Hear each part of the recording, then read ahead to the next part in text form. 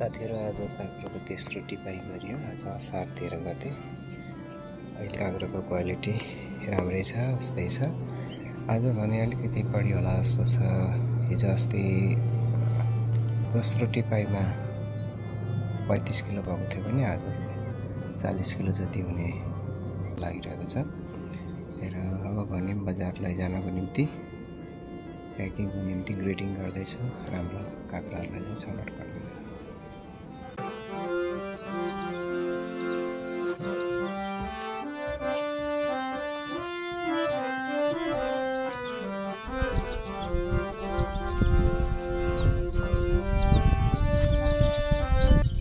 साथीहरु दोस्रो टिपाइपछि पोटास र टिएपी मल टप ड्रेसिङ गरिएको थियो भने आज तेस्रो टिपाइपछि यो सूक्ष्म मल प्रयोग गर्दैछु एनपीके।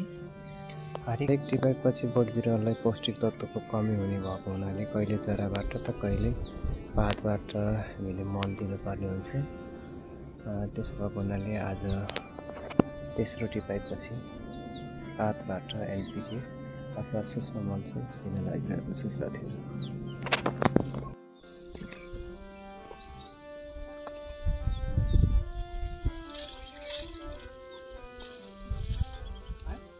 साथीहरु काँक्रोको आज चौथो टिपाइ गरियो। काँक्रोको क्वालिटी अहिलेसम्म पनि राम्रै छ, खासै त्यस्तो नराम्रो छैन।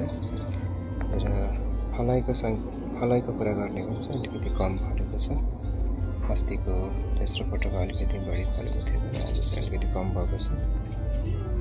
बजार लानको निम्ति तयारी गर्दैछु।